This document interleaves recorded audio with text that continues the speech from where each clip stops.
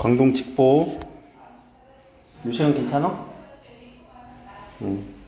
괜찮아? 막 일요일날 밤 샐 거야? 밤 샐 예정이야? 아니지? 안 돼. 의여고 직보. 그리고 이날 수업 있어요. 우리 국어 수업 있어요. 체리는 어떻게 할래? 안 갈 거라요? 어딜 갈 건데? 여기는 오는 데야. 안 올 거야? 아니야. 우리 지금 학평 대비 할 건데. 알았어. 내 영상은 해놓을게. 봐. 아니, 공부하라고. 우리 5월 대비 하자고, 바로. 5월 또 디데이야. 알겠죠? 그러면 뭐 요 정도 뭐 해갖고 뭐가 되냐만. 될 거야. 우리 지금. 3월달에 안 됐던 거 이때 해야지. 그쵸?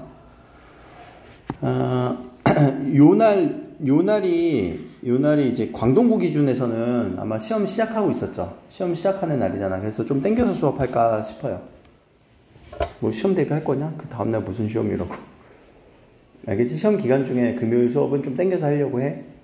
그거 신경 써주고. 그리고 지금 오늘 요 1차 문제가 나오고 있는데 2차 문제를 혹시 뭐 내일이나 학원 오니? 안 오지? 못 오지? 내일 와? 가은이는? 안 오지? 내일 와? 그러면 내일 내가 그 진도 나가는 거 봐서 얘기는 한번 해줄게요. 왜냐면 지금 그 1차, 2차 문제를 이렇게 조금 그 우리 범위에서 이렇게 섞어서 하려고 했는데 아직 우리가 범위가 많이 이렇게 나간 거는 아니라서 조금 섞어서 할 건데 만약에 안 되면은 요때 2차 문제 이렇게 나간다 생각하시면 돼요. 알겠죠? 그래서 월요일날 드릴 테니까 월요일날 또 안 오면은 뭐 학원 그냥 끝나면서 가져가도 되고 아니면은 화요일날 가져가도 되고 알겠죠? 그래서 총 한 3차, 4차 정도는 우리가 좀 문제를 풀어내면서 틀린 부분들 체크하고 거기서 나오는 언어들을 좀 분석을 해야 되지 않을까라는 스케줄은 잡고 있어요. 그래도 광동고라던가 우리 의여고는 시험이 조금 뒤로 있진 않니? 여기 의고는 여기부터 시작이 되거든. 근데 여러분들 여기부터 시작이죠. 해봤자 3일 정도? 일주일 정도? 그 정도지? 그 정도 차이니까. 그럼 밑에서 이 시험법의 주요 내용을 어떻게 해야 되냐면 우리가 지금 개념 1, 2, 3 이렇게 있고 화작 1, 2, 3 그리고 여기가 의여고 여기가 광동고 여기가 의여고 여기가 광동고잖아. 그럼 이 안에 있는 내용들이 무슨 내용인가 파악을 하는 거거든. 알겠지? 그래서 여기는 공통으로 지금 다 들어가는 거야. 공통으로 들어가고 이 부분은 이제 광동고 이 부분은 광동고 그리고 광동고가 교과서가 추가가 되는데 교과서에서 문제가 그렇게 많이 나오진 않는다. 작년에 우리 기출시험지 보면서 그걸 언급을 좀 해줄게. 알겠지? 그리고 지문들이 너무 쉬워서 출제될 만한 포인트. 그리고 교과서는 개념을 위해서 공부하라고 한 거고 그렇게 한번 보시면 자 오늘 해야 될 여기 한번 봅시다.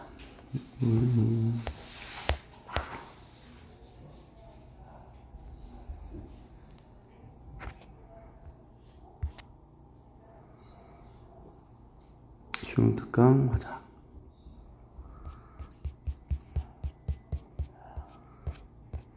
저번에 우리 고분군까지만 했었었죠. 고분군이고 그 다음에 여기 있는 거 개념학습 2번. 자 여기 대화라는 부분에 혹시 동그라미 쳤니? 내가 그냥 뭐 문제 풀기 위해서 빨리 읽어봐 라고 했지만 빨리 읽으면서도 손에 표시가 나와야 돼요. 친 사람 또 눈으로만 했어? 그럼 정독을 시킬 걸 그랬다. 안 되는데 그러면 자 손이 움직여야 돼요. 다시요. 왜냐면 손이 움직여야 여러분들이 파악이 돼요.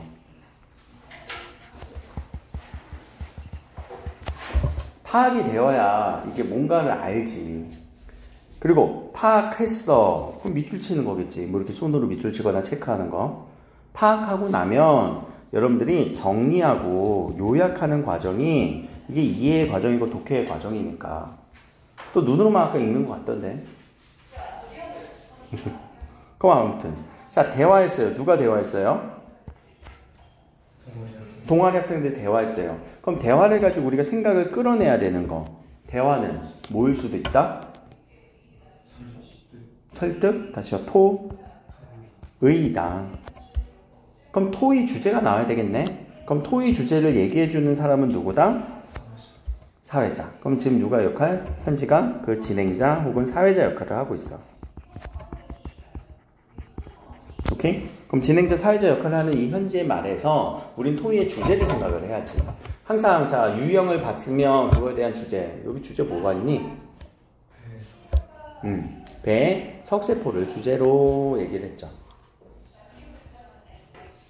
그래서 주제를 제시한 누구 설명 듣자고 수민이의 설명, 배의 석세포를 왜 주제로 설명했는지, 왜 이렇게 주제를 제시했는지 뭐가 나와야 돼? 이 주제에 대한 주제 선정 이유가 나와야 되죠. 여기 주제 이렇게 요약을 해주면 된단 말이에요. 표시가 되면서 생각이 되는 말이 요약의 언어라고 했잖아. 그렇죠? 그럼 밑에 가서 뭐 때문에? 호기심 때문에 밑줄 치면서 이게 선정 이유가 되겠죠.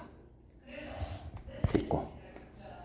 그럼 그 뒤는 뭐라고 해야 될까? 일단 읽어보자. 배의 과육을 들여다보면 과육, 배를 보니까 알갱이 보이지? 알갱이가 석세포의 덩어리야. 까지. 그럼 여기까지 이렇게 밑줄을 치면서 문장을 끊고, 제가 이렇게 밑줄 치면서 읽었지만 사실 문장 끊고 뒤로 가서 파악해도 괜찮아요. 자, 파악이 됐어. 그럼 이제 뭘 생각해야 돼? 이 설명 방식을 설명을 해야지. 이 표현 방식, 설명 방식. 어떤 방식이 쓰였어요? 어떤 방식이에요? 응? 정의. 그럼 뭐에 대한 정의야? 그렇지. 석세포들의 정의. 노란 안개인은 덩어리야. 이렇게. 근데 이거 정의라고 하기에는 뒤에가 정의가 나오지. 그치? 그럼 이 정의라고 하기보다 이거는 약간의 분석적인 언어죠. 배를 이렇게 잘라서 보니까 노란색 이렇게 보여. 그래서 이걸 구조라고 이렇게 생각하시면 돼요. 분석과 구조는 비슷한 말이니까. 석세포는 무엇은 무엇이다 라고 여기까지. 여기가 이제 뭐가 쓰였어? 정의. 의미를 정했지? 그럼 의미를 정했으면 우리가 중간에다가 핵심을 찾아주고 밑줄 치라고 했죠. 핵심 뭐예요? 석세포는 무엇이다? 죽은 세포이다. 하나 더.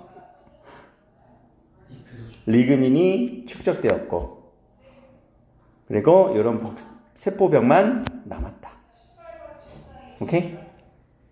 그럼 정의가 이렇게 밑줄 쳐졌고, 그럼 열매뿐만 아니라 줄기나 잎에도 존재라는 건 뭘까?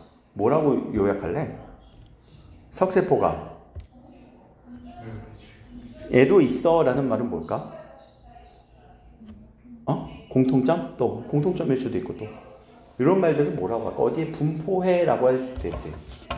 분포라는 말이 기억이 안 나면 그냥 뭐에 대한 특징이라고 다 묶어버리라고? 그렇지. 석세포의 특징 이렇게 묶어버려. 얘들아, 어떤 단어 설명이 기억이 안 나? 그럼 특징으로 묶어버려. 아니면 그냥 더 쉬운 말로 해보자. 특징이 아니면 뭐라고 그냥 쓰라고 했어? 설명. 이렇게 쓰면 돼. 알겠죠? 그래서 이런 흐름 파악을 하라고 내가 쓰라고 하는 거지. 이런 세포들은 누군데? 그렇지. 석세포들이라고 했으니까. 이런 세포들은 식물체의 형태를 만들고 지지하며 보호하는 역할을 해. 그럼 이건 뭐라고 할 건데? 역할, 그치. 기능. 역할, 기능이란 단어도 생각 안 나면 뭐라고? 특징. 그것도 기억 안 나면 설명. 그럼 설명 1번, 2번 이렇게 붙이면 되잖아. 알겠죠? 무슨 말로 하든 괜찮아요. 근데 그 말을 우리가 이렇게 찾아내갖고 결국에선 선택지에서 또는 문제에서 물어보면 그 말이 그 말로 연결되나? 그거는 우리 수업 시험 시간에 해도 되는 거니까. 일단 문장이 파악이 돼야지. 그쵸? 이어서 배의 중심부는 씨앗 주위에 더 촘촘하게 모여 있어. 그럼 이것도 뭐라고 할까? 특징이라고 하면 되겠지. 그치? 또는 이거 분포의 특징이라고 조금 더 해도 되겠지. 아까 분포라는 단어를 이제 써보자. 분포. 이건 배의 분포였고, 앞에 위의 분포는 다른 종의 분포. 그래서 분포라는 말을 굳이 제가 쓰는 이유는 배의 분포에서 아니 다른 종에도 분포되어 있어. 분포라는 말이 어려우면 있어. 있음이라고 해. 알겠지? 존재라고 써. 어떤 단어로든 쉽게 얘기하는 게 좋아요. 자, 초식동물이나 물리적 충격, 건조한 기후 등으로부터, 자, 봐봐. 여기부터 여기까지는 지금 열거되면서 묶였죠? 뭐라고 묶을 거예요? 위험 요소 또는 외부라고 묶으면 되겠지. 그치? 외부라던가 위험 요소. 여기 핵심은 뭐 충격, 위험 요소, 뭐 어떤 단어로 외부적 충격 또는 외부 물리적 뭐 쿵 떨어지는 거. 그래서 무슨 역할? 보호해주는 역할. 이것도 뭐라고 할 거야? 역할과 기능이라고 하면 되겠죠. 역할과 기능. 이 석세포는 배의 아삭한 식감에 기여하지만, 자, 무슨 느낌이 들어? 만 들으면 무슨 느낌이 들어? 전환, 그쵸? 또는 대조가 들죠. 아, 좋을 수도 있지만 어떨 수도 있어? 안 좋을 수도 있어. 그럼 이거는 뭐라고 해야 될까? 뭐라고 요약할래? 장단점? 그렇게 해도 되고, 또 특징이라고 해도 되고. 어떤 특징? 어떤 특징? 무슨 감각? 이런 특징을 우리는 이미지에서 뭐라고 하니? 촉각적 특징이라고 하면 되잖아. 그치? 근데 우리가 촉각이라고 하면 조금 말이 좀 어색한 것 같고, 우리가 뭐라고 해? 아삭아삭 먹었을 때, 아, 식감이 좋다. 식감적 특징이라고 해도 되잖아. 자, 그래서 모르면 다 특징이에요. 근데 이제 조금만 더 우리가 우리 어휘력을 더 발달시키면, 아, 이걸 뭐라고 해야 될까? 아, 특징 중에서 식감적 특징. 이런 단어도 써주면 좋죠. 식물의 생존에 죽은 세포들이 기여한 부분은 나도 흥미로웠어. 이게 뭐예요? 느낌, 소감이지? 그래서 주제로 제시해 보았어. 그럼 여기까지. 앞에서도 호기심 때문에 했어. 근데 그 호기심은 뭐였어? 흥미로웠어. 왜? 뭐가 흥미로운데? 얘가 죽은 세포들이 이렇게 한다고? 죽은 애가 도와준다고? 그래서 주제 선정의 이유가 이렇게 길었죠. 그럼 이유는 지금 여기에서 이렇게 나왔지만 전반적인 이유라는 거는 내 생각을 전달하지. 근데 생각만 전달하는 게 아니라 요거는 여기까지 요거는 생각이야 아니면 팩트야? 팩트지. 설명을 바탕으로 한 주제 이유. 그치? 이렇게 보면 돼. 팩트를 바탕으로 한. 그러니까 우리가 읽을 때 이런 특징들은 다 팩트예요. 사실 특징들은 다 팩트로 거의 가죠.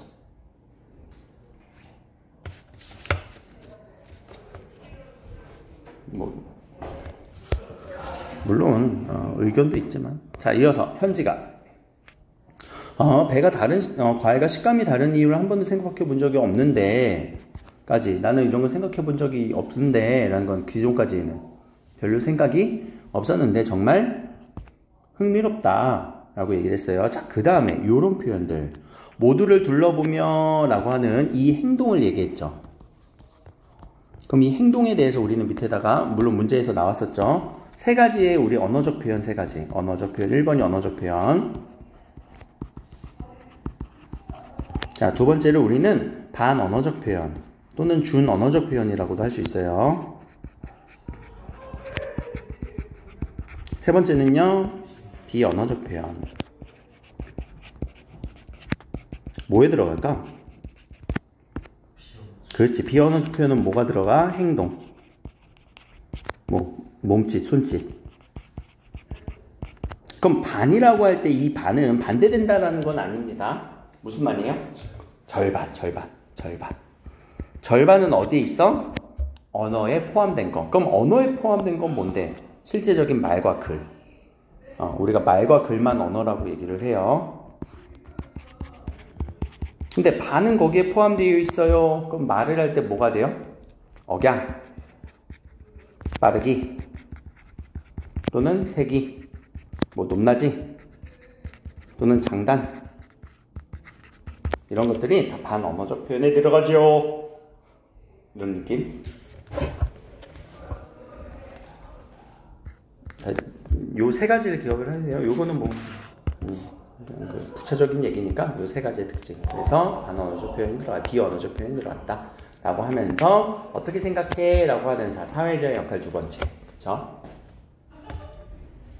그럼 이 흥미롭다 라는 말은 주제에 대해서 어떻게 의견을 제시한 것 같아요? 현지도? 긍정적으로 제시한 것 같죠? 이어서. 자, 준기는 이제 얘기하네요. 나는 다른 주제를 골랐지만 투표는 석세표에 했어. 왜 했냐 그러면 개고생했는데 그냥 헛고생한 거네. 아니 이게 더 흥미로웠으니까. 나도 흥미로웠으니까.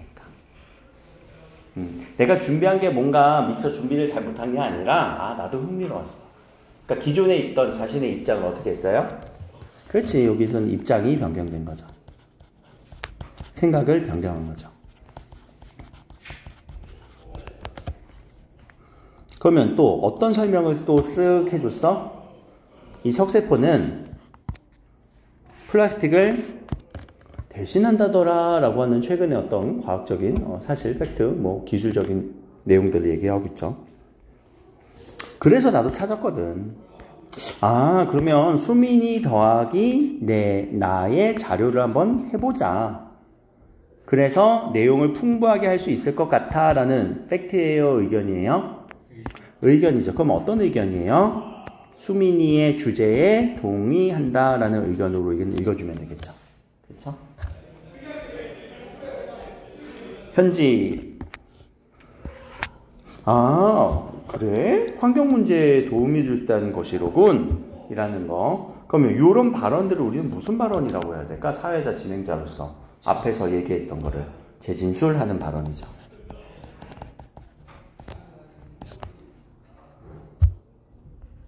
그럼 재진술하면서 갖는 효과는 뭐야? 그렇지. 재진술하면서 자기가 이해를 점검하는 거예요.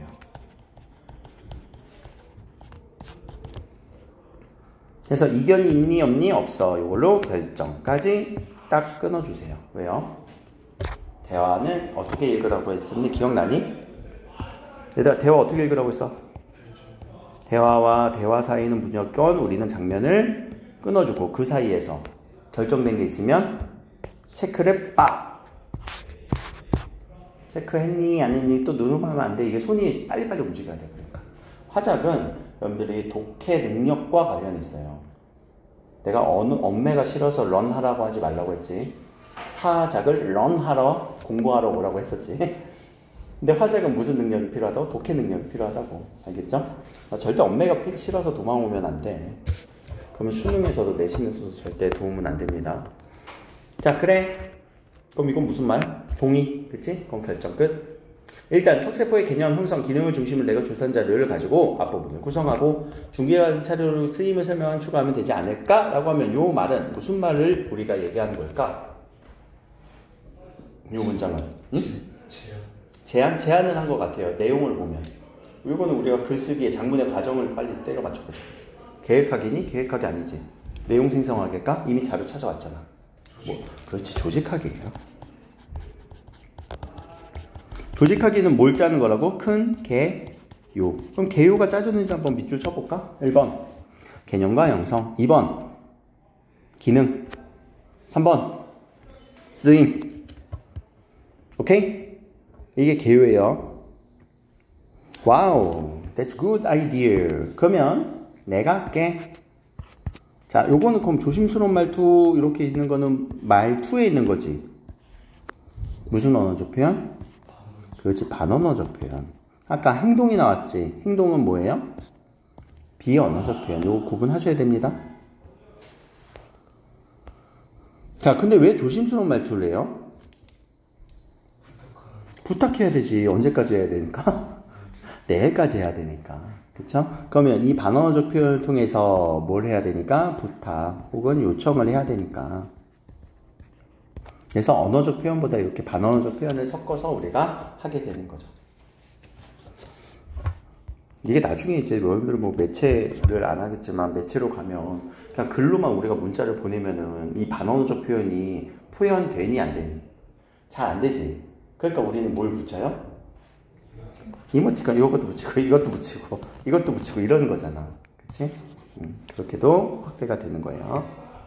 내일까지 주말에 있어서 내일까지 아이고 여기 붙여야 되는데 미안해.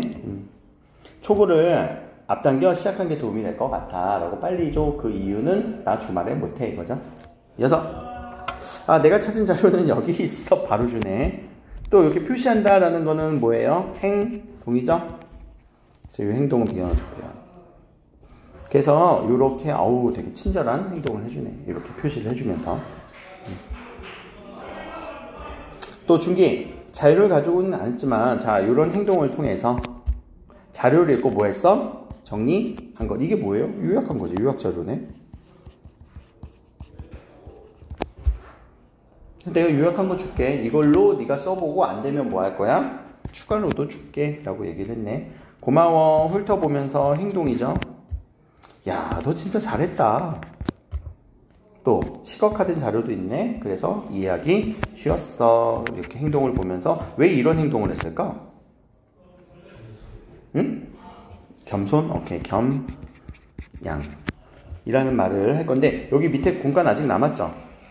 여기에서 우리 그 공손성의 원리 저번에 우리 했었나? 공손성의 원리? 지난 시간에? 안 했었니?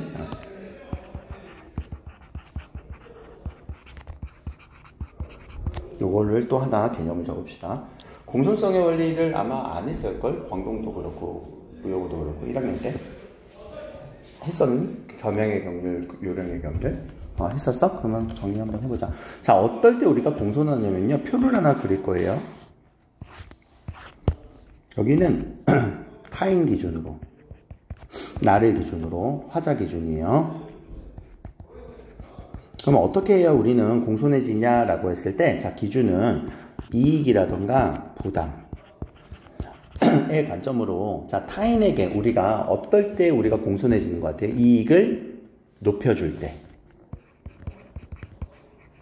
이익을 높여주거나, 나에게는 부담을 높일 때. 그럼 상대에게는 부담을 낮춰주는 거겠지? 나에게는 이익을 낮추는 거겠지? 그럴 때 우리는 어떤 말로 쓰냐면 요거를 요령의 경률이라고 해요. 그럼 나에 대해서 부담을 높이는 거는 관용의 경률이라고 해요.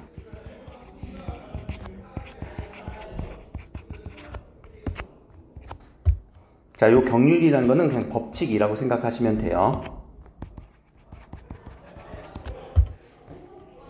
그럼 요령이라는 거는 핵심 요령이야. 상대에게 이득이 되게끔만 말해주면 그게 상당히 공손해 보이는 핵심이야. 그럼 이때 관용이라는 말은 무슨 느낌이 드니? 관용. 관대한 용서도 아니야. 관습적 사용도 아니야. 이때는 관대하게 수용하겠다. 그치? 받아들이겠다. 뭐를? 내가 부담을 관대하게 수용할게.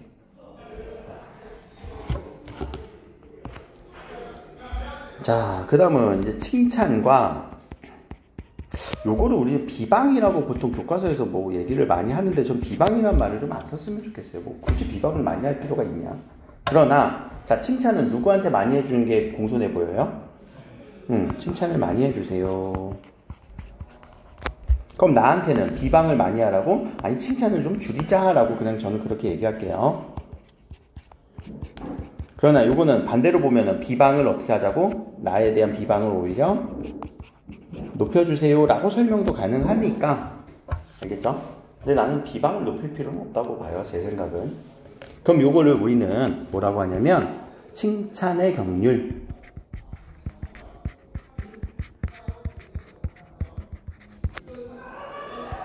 이라고 하고, 자, 나에 대한 칭찬을 좀 줄여주는 거, 이게 뭐냐면 겸양의 경륜이에요.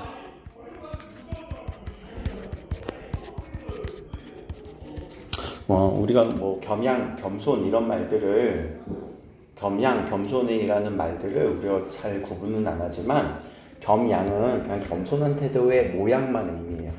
진짜 겸손은 뭐냐면 그 사람 마음이 겸손한 그 마음, 겸손이라고 해요. 좀 차이는 있어.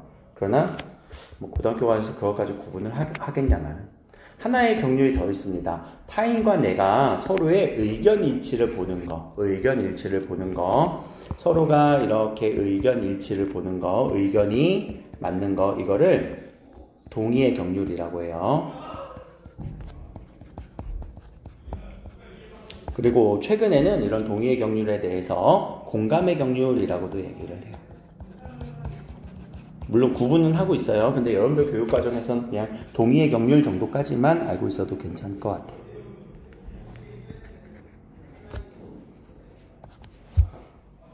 그래서 상대방의 의견에 대해서 일단 맞장구 쳐주는 거. 이 동의는 무조건적으로 100% 동의하라는 게 아니라 일단 맞장구 쳐주는 거. 아, 좋은 생각이야. 그런데 이런 식으로 가는 거 있지.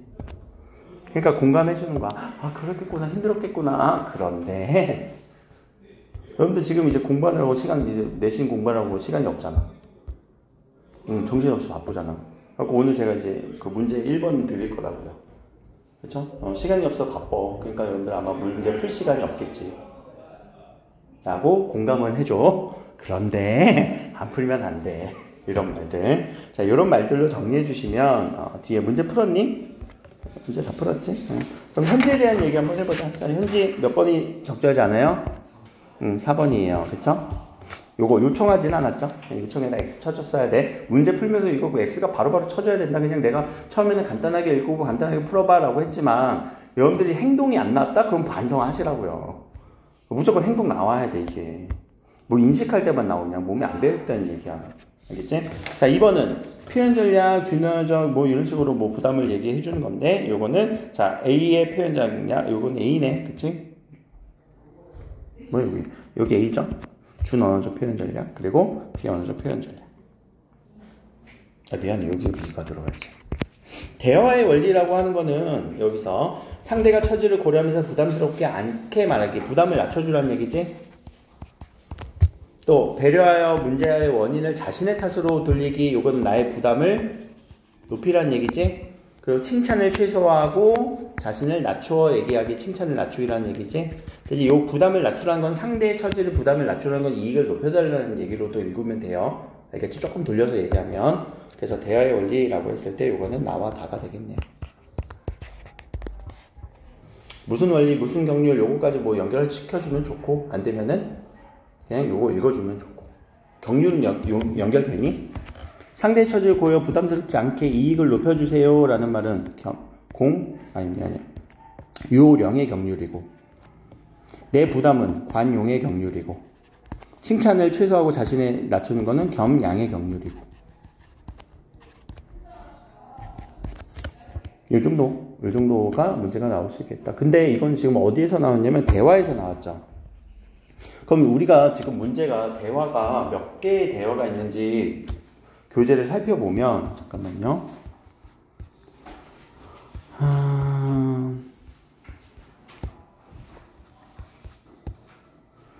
여기 적용학습 2번, 화법 2번이 대화예요. 그리고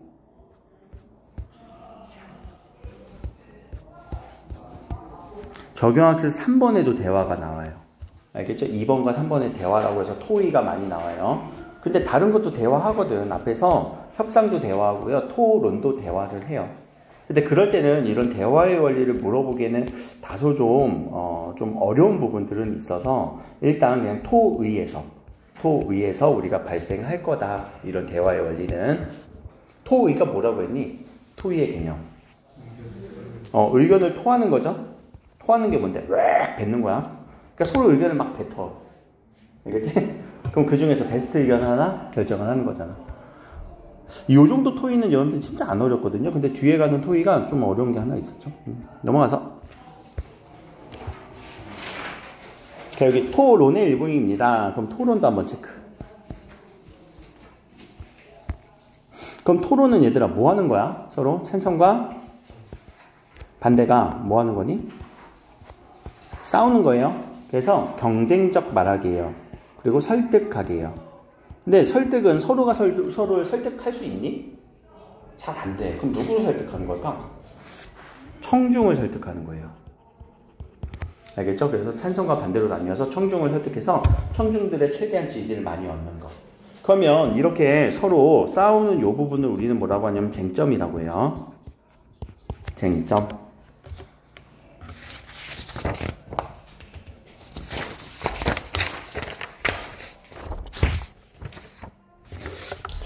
그러면 서로 이제 토론을 하기 위해서, 그럼 토론을 하기 위해서는 어떻게 우리가 토론을 하고 서로가 어떻게 쟁점이라는 단어 한번 잠깐만 보자. 쟁점. 쟁점이라는 단어를 우리는 조금만 풀어보면 쟁자가 뭐야? 투쟁, 전쟁하는 거. 다투는, 점자는 지점. 그럼 뭘 다퉈야 될까, 지점은? 주장과 주장이 싸우지. 의견과 의견이 싸우지. 그러면 주장만 있으면 안 되지. 뭐가 있어야 돼? 근거와 그치, 이유. 그럼 결국 싸우는 지점은 뭐예요?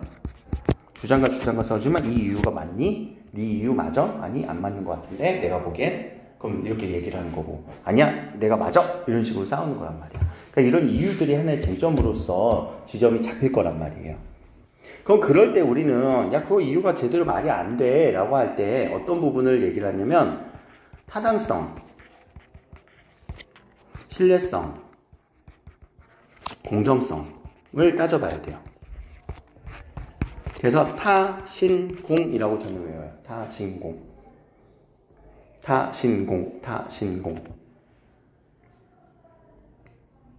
타당하냐? 타당이란 말이 뭐니? 타당. 당자가 무슨 느낌이 들어? 마땅하다. 정당하다. 맞아요. 정당하다. 그거 맞니? 이치에 마땅하다. 서로 논리적인 그거가 맞다. 신뢰성은 믿음감이 드는 거지. 근데 신뢰성 있는 이유 근거는 이거 결국 뭘 밝히라는 거야? 출처. 신뢰성을 주는 거는 출처예요. 전문가가 아니라면 이 뇌피셜일 뿐이잖아. 그치? 전문가가 아니면 뇌피셜일 뿐이잖아. 그럼 출처 어디야? 어디서 보았어? 출처 어디야? 라는 거지. 공정은? 공정한 건 뭐야? 공정을 외치다가 대통령이 되신 분이 지금 탄핵이 됐죠. 공정이 뭔데? 그렇게 공정을 외치셨던 분이 왜 탄핵이 됐을까? 공정이 뭔데? 공정무역? 뭘까? 한쪽으로 치우치지 않는 거예요.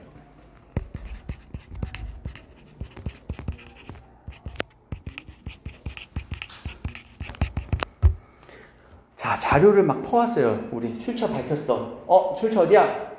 일간 베스트야. 안 하지, 요새? 안 하니? 여러분들은 안 하지? 그런 세상. 해? 주변에 하는 애들 있어? 그러면은, 출처는 밝혔네. 그치? 근데 공정성을 잃었지. 왜요? 그 자료들은 다 무슨 자료예요? 편향된 거지. 그치? 편향된 거야. 편향성 없어야 된다고. 한쪽으로 치우치면 안 된다고. 근데 너무 이쪽만 가서 이렇게 밝히면, 그렇다고 막 북한의 자료를 갖고 오면 안 되죠. 그래서 공정한 거는 이런 것들을 우리가 생각을 해야 된다. 이런 얘기. 거기에서 이런 것들에 대한 얘기 플러스 우리는 이제 논증 방법까지도 알고 있어야 돼요. 논증 방법 3가지 대표적인 거. 귀, 납, 연, 역, 유, 슈의 논증 방법. 그리고 연설할 때는 설득 방법. 설득의 유형 이런 것까지도 알고 있으면은 될 것 같아요. 일단 여기 한번 빨리 읽어보자. 위에 가서.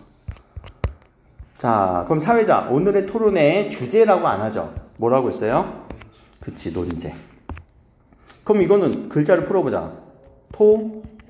토론의 주제를 논제라고 해요. 두음 법칙이 일어나서 논제라고 해요. 토론 주제를 논제라고 합니다.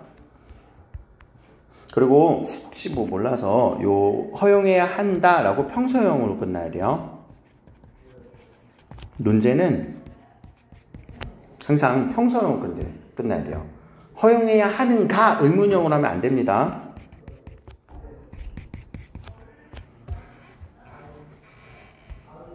자, 먼저 찬성층 입론해주세요. 입론이라는 단어는 뭐니? 입론. 논의에 들어가주세요 또는 세워주세요 라고 해서 이제 들어가주세요 라고 하면, 자, 우리는 그 과정을 알아야 돼요. 입론이 들어가요. 그럼 입론한 다음에는 뭐 했는지 한번 여기 사회자의 말을 볼까? 반대 신문. 신문은 뭐야? 뉴스페이퍼 아니죠? 뭐 하는 거예요? 질문하는 거예요. 그래서 요런 우리가 구조, 입론을 하고 나서 바로 반대 신문하는 거, 질문을 하는 걸 반대 신문식 토론이라고 얘기를 해요. 반대 신문식 토론. 토론도 유형이 많거든요.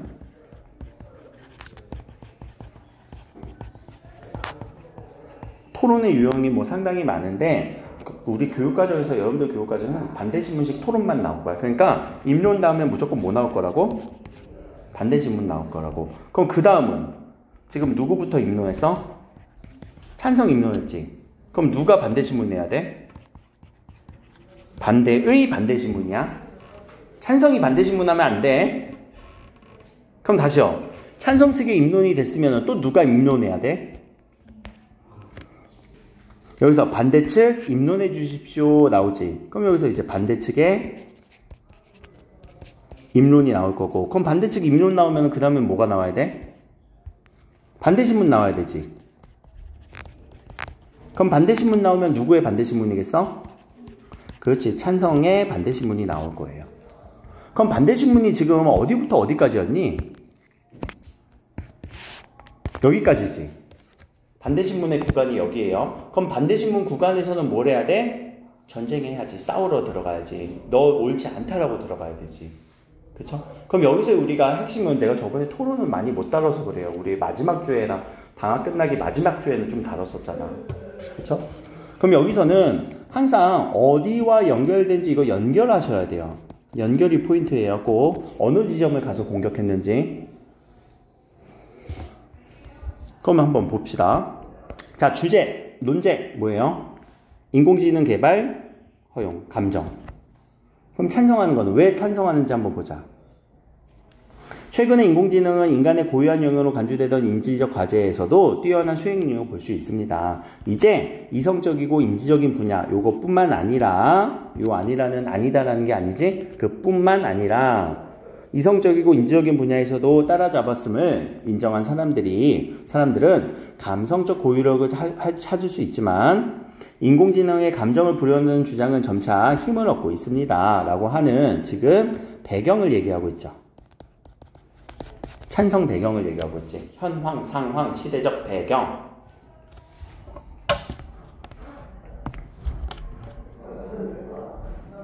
자, 그래서 요 2004년에 얘기한 로버트 선언의 라고 하는 요 표현은 인용을 하고 있죠. 그럼 우리는 항상 인용을 처리할 때 두 가지 중 하나라고. 두 가지 중 하나라고요. 이번에 우리 탄핵이 인용됐어요? 기각됐어요? 인용됐죠. 인용은 인용하려고요. 왜요? 내 생각과 같아서. 근데 다르기 때문에 인용하는 경우도 있어요. 비판하려고. 그래서 생각과 같아서, 여기서는 생각과 같아서겠지. 비판하는 건 없을 거니까. 근데 인용할 때 이게 우리 고전수필, 고전소설 또는 고전수필 특히 인용을 하는데 반대 비판하려고 인용하는 경우가 되게 많아요. 그건 이제 수필하면서 읽을게요. 자, 이 말의 그런 의미에서는 차세대 로봇은 인류와 공존하는 파트너야. 그리고 심리적으로도 보조할 수 있어. 라는 말은 앞에서 신체적 능력뿐만 아니라 뭐하라고? 이성적이고 인지적인 것까지도 가능하다는 얘기지. 근데 요거는 굳이 연결 안 해도 괜찮아. 근데 내신이니까 해놓자. 그래, 내신이니까 해놓자. 요렇게 연결하는 거는 근데 쟁점 연결은 아닙니다. 싸우는 지점 연결은 아니에요. 그냥 어휘가 똑같은 말이니까 똑같은 말로 어휘를 연결한 거지. 앞으로의 인공지능 개발은 일상생활에서 돌봄 및 치료 과정을 도우면서 사람들과 상호작용을 하는 맞물려 감정을 표현하고 공감하는 개발을 목적으로 할 것입니다. 라고 하는. 그럼 여기는 뭘까? 앞으로의 인공지능의 전망을 얘기하고 있죠. 어떤 역할을 할 수 있는지 전망. 괜찮아. 난 또 오늘 이제 내신 공부하느라 안 오나 했지. 잠들었어? 그거 하나 가져가서 봐.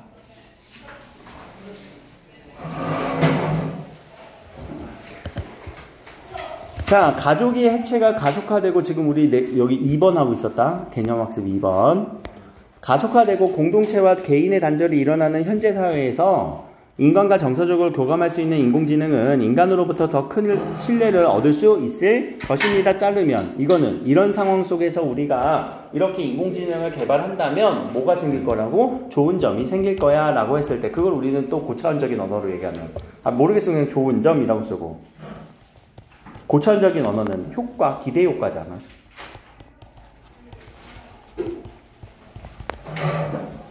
그러면 안 끝났네. 또한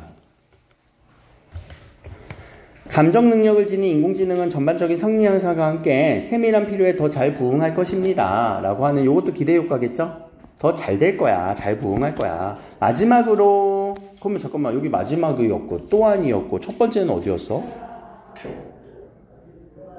첫 번째는 어디야?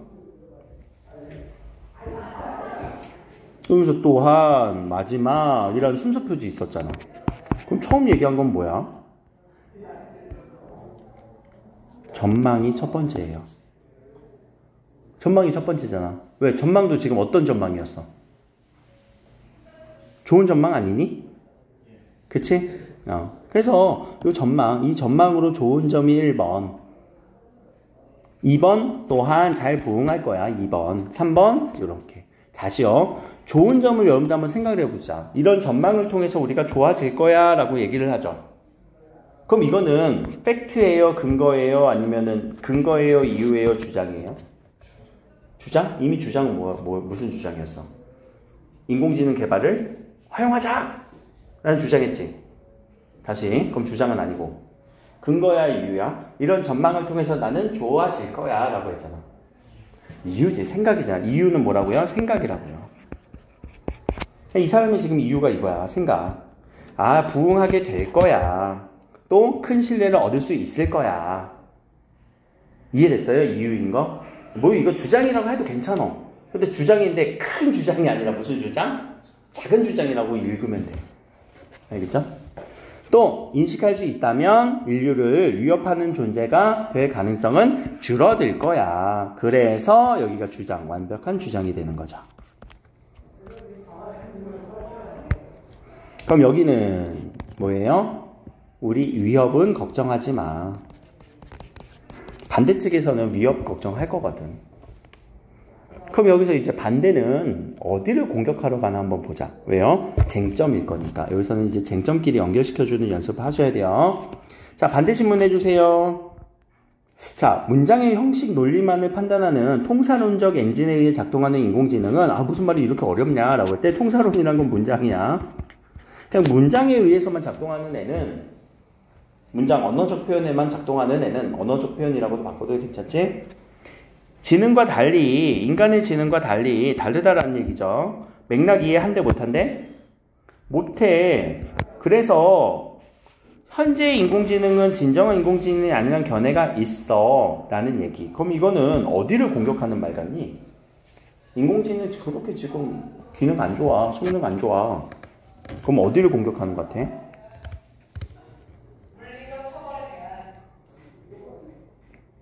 어디를 공격하는 것 같아? 어디? 몇 번째 줄? 응?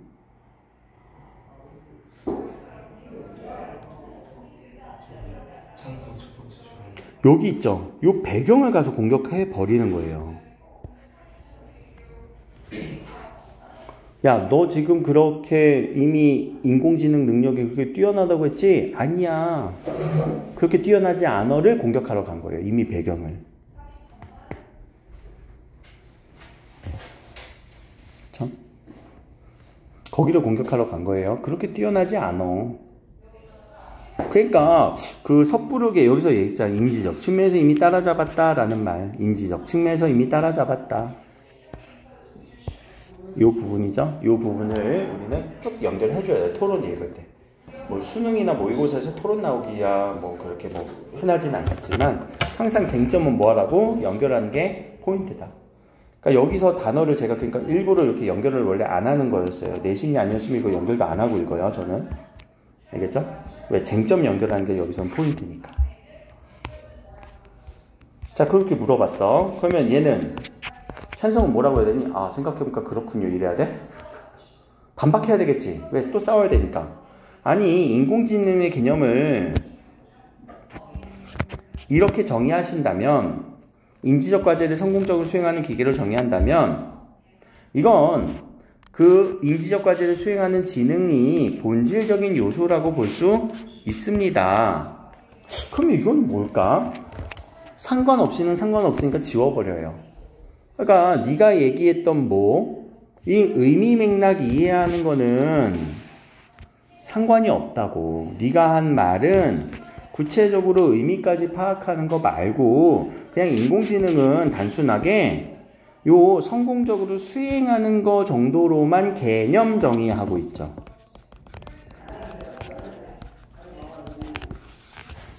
그래서 우리가 개념을 정확하게 정리를 안 해주잖아요. 그러면 그거 갖다 막 싸워요, 서로.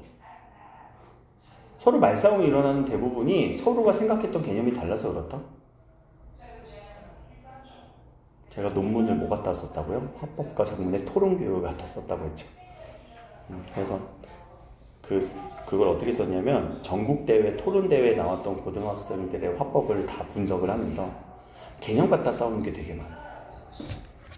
그래서 개념이 제대로 정의가 안 되면요, 그거 갖다 싸워요. 결국 들어보면 서로 다른 말하거나 서로 똑같은 말하고 있다.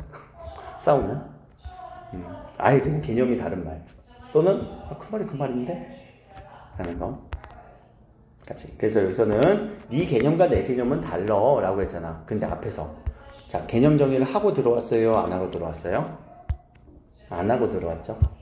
그러면 발생할 수 있는 문제가 이런 거예요. 개념 정의가 없으면은 이렇게 발생을 해요. 자, 그럼 반대 2번. 뭐라고 얘기했어? 감정을 가진 미래의 인공지능이 인간을 위협하는 존재가 되지 않으려는 장담할 수 있을까요? 어디랑 연결할 건데?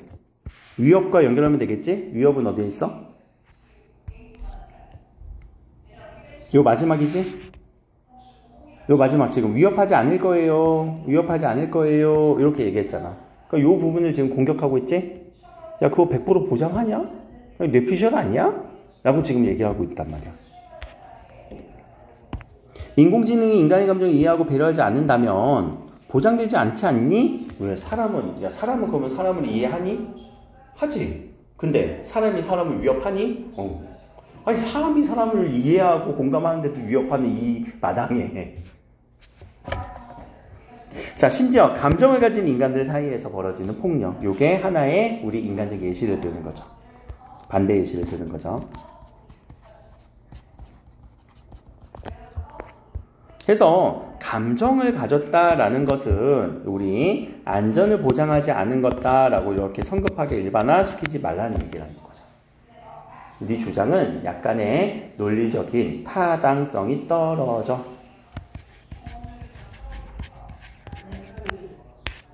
여기 타당성이야. 공정성은 아니에요. 지금 뭐 신뢰성도 아니에요. 이치에 맞지 않아.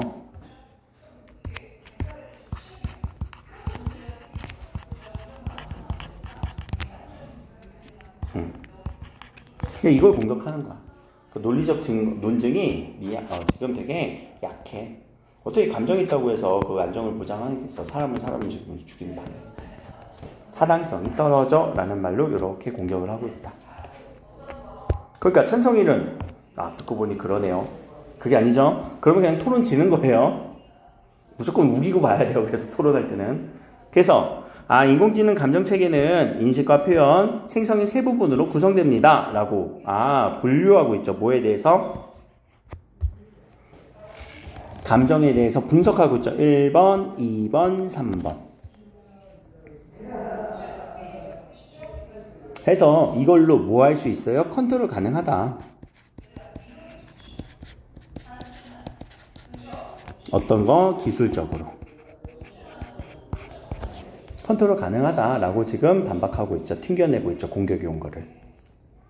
그래서 이렇게 지어지는 우리 토론의 흐름을 보면, 자, 여기 문제에서 여기 입론 천성에 대해서 얘기한 거 그리고 얘기했던 거라고 얘기를 했는데, 일단 1번. 자, 핵심 용어 정의했니 안 했니? 정의 안 했지? 정의 안 했잖아. 정의 안 했으니까 나중에 그 정의 갖다 싸운 거잖아. 정의를 안 했으니까 정의 갖다 싸운 거잖아. 어디서 싸웠어? 입론이야? 반대신문에서 싸웠지? 2번 외국의 사례. 무슨 말이야? 외국의 사례가 어디 있었어? 이건 아예 안 나오고. 3번 최근에 발생한 사건을 언급하여 논의의 필요성을 드러내고 있다. 사건 언급했니? 사건이 아니고 뭘 했어? 인용한 거지. 그리고 필요성을 드러낸 거 아니고 인용을 들여서 내 말에 타당성을 강화시킨 거지. 또는 신뢰성을 강화시킨 거죠. 그죠? 인용의 효과. 리을, 중심제재의 위상 변화와 관련지어 논의의 배경 제시되고 있죠? 그럼 중심제재는 뭔데? 인공지능. 위상은 변화됐어요. 위상이 뭔데? 위치. 상대적 위치. 그럼 옛날에는 어땠는데? 별로 기능이 안 좋았는데 지금은 사람을 따라잡았어요. 자, 요런 문장들을 제가 무슨 문장이라고 했니? 구체적 문장이라 해서 포괄적 문장이라고 했어. 구체적 문장, 포괄적 문장. 포괄적 문장이잖아. 자, 이렇게 포괄적 문장으로 제시된 걸 여러분들 뭘로 바꿔줘야 돼? 구체적으로, 내용을 구체적으로 파악해주면서 문제를 풀어줘야 된다고. 선택지 읽을 때는 무조건 이거야. 어려운 이유가 이거란 말이야. 구체적인 거 포괄적으로, 포괄적인 거 구체적으로. 그게 되기 위해선 뭐 해야 돼? 끊으라고요. 알겠죠? 또 주장이 실현된 경우 변화를 긍정적으로 전망했었죠? 오케이, 그래서 설득력이 높아지고 있습니다. 자, 밑에 견해를 인용했습니다. 인지형 측면에서 인간을 따라잡았다라는 상대주 주장에 뭐를 지적한 걸까? 위에서 보면 사실적으로 부정확하죠. 사실적인 부정확한 사실.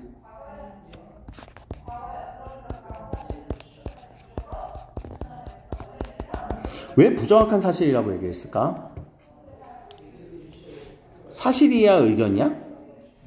의견 얘기했으니까. 네 의견 아니야? 네 뇌피셜 아니야? 이게 부정확한 사실이야. 근데 그렇게 우리가 뇌피셜이잖아 이렇게 얘기하면 싸우자는 거고 벌써 이제 멱살 잡겠지. 그렇게 할 수는 없고 이렇게 우리가 토론의 용어로 바꿔준 거고. 이어서 B에서는 상대의 주장을 발례를 들었대요. 무슨 발례니? 어떤 발례? 이건 내용을 쓰자. 인공지능은 인간을 위협하지 않는다의 발례지. 그럼 누구의 발례야? 인간의 발례겠지?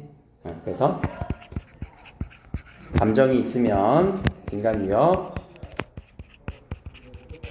하지 않는다는 상대 측 주장의 발례를 든 거예요. 알겠죠? 근데 발례는 감정이 있는 누구? 인간이 인간을 위협했잖니. 이게 하나의 발례가 되는 거죠. 오케이? 이렇게 해서 정리해주면서. 그래서 논증에 뭘 비판한 거예요? 타당하지 않은 말 하지 마. 말도 안 되는 얘기 하지 마. 타당성을 비판했다라는 거. 여기까지 이해됐어? 이렇게 읽어주시면 되지 않을까 싶어요. 지금 27분인데 조금 길었죠? 미안해요. 그래서 잠깐 쉬었다가 요 장문 부분 처리할 거예요. 5분만 칩시다.